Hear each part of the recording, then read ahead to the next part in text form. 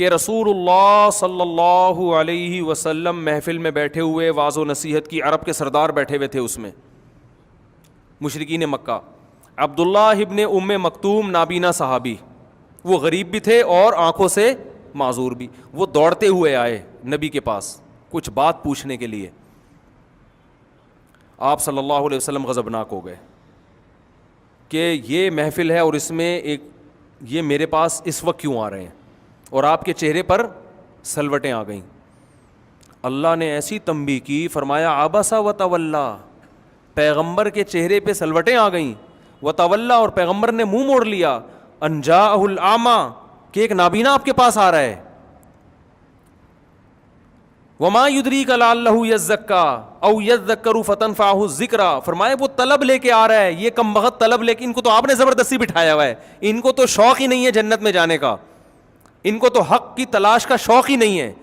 تو جو بے طلب ہے، جس کو شوق نہیں ہے، انت لہ تصدی، آپ اس کی ہدایت کے پیچھے پڑے ہوئے ہیں. اور جو نابینا طلب لے کے آ رہا ہے، سیکھنا چاہتا ہے، آپ اس کو اگنور کر رہے ہیں، نظر انداز کر رہے ہیں.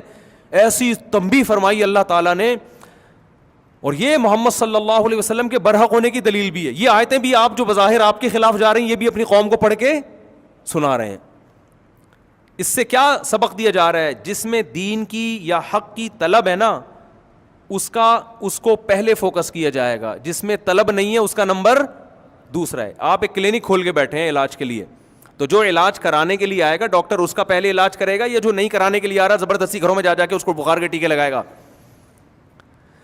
بہت مشکل ہے بھائی، بات سمجھانا بہت مشکل. دیکھو ایک ڈاکٹر ہے، یا کرونا کی ویکسین دیکھ لو آپ، اسی سے آج کل چل رہی ہے نا کرونا کی ویکسین. ڈاکٹر کو گورنمنٹ نے دے دیا بھائی 100 انجیکشن ہے آپ کے پاس. تو اب کچھ لوگ آ رہے ہیں ڈاکٹر صاحب کے پاس کہ ہمیں لگا دو. ڈاکٹر کہہ رہے ہیں نہیں، وہ جو ویکسین کے خلاف ہے نا، میں اس کے لگاؤں گا جا کے پہلے. جو کہتا ہے یہ یہودیوں کی سازش ہے، یا اس میں چپ چھپی ہوئی ہے، یا کیا ہے وغیرہ وغیرہ، اس کے لگاؤں گا.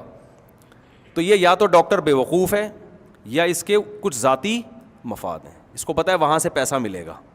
تو دنیا میں تو یہ کسی حد تک ٹھیک اس لیے ہے کہ ڈاکٹر تو پیسہ کمانے کے لیے بیٹھا ہے نا، وہ کہے گا بھائی جو تگڑی رقم دے گا میں اس کو پہلے ٹھوکوں گا.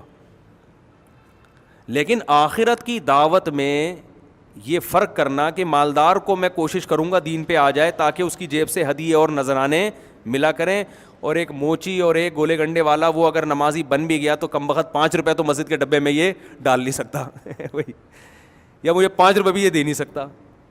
تو یہ اگر دین کا داعی یہ فرق کرے گا تو اس دعوت سے اگر نیک لوگ دین پر آ بھی گئے نا تو اللہ کی طرف سے ثواب نہیں ملے گا، کیونکہ اس دعوت میں اخلاص نہیں ہے.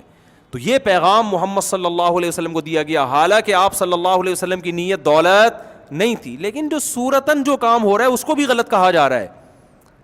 اس واقعے کے بعد حدیث میں آتا ہے جب بھی عبداللہ ابن ام مکتوم نبی کی خدمت میں آتے، غریب صحابی تھے نابینا، آپ ان کے استقبال میں کھڑے ہو جاتے.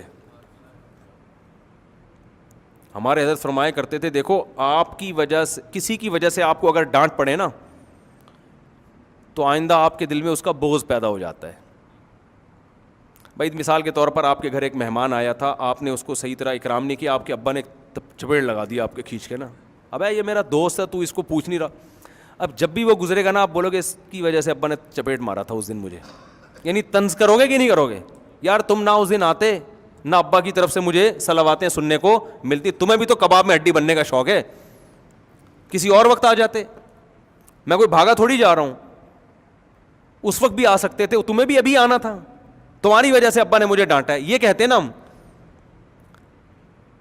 لیکن نبی صلی اللہ علیہ وسلم کا ظرف کیسا ظرف ہے، جب بھی عبداللہ ابن ام مکتوم آتے آپ صلی اللہ علیہ وسلم کھڑے بھی ہوتے اور فرماتے ھذا الذی عاتبنی فیہ ربی، یہ وہ شخص ہے، اتنا بڑا مقام ہے اس کا کہ اس کی وجہ سے میرے رب نے مجھے ڈانٹا ہے، اس کا اتنا بڑا مقام ہے اللہ کی نظر میں، یعنی یہ تو بڑی عزت والا ہے. تو ان کے استقبال میں آپ کھڑے ہو جاتے. تو یہ ہمیں اس سے کیا سبق ملتا ہے؟ ہمیں اس سے یہ سبق ملتا ہے کہ دین کی تبلیغ میں اصولوں پر سمجھوتا نہیں کیا جائے گا.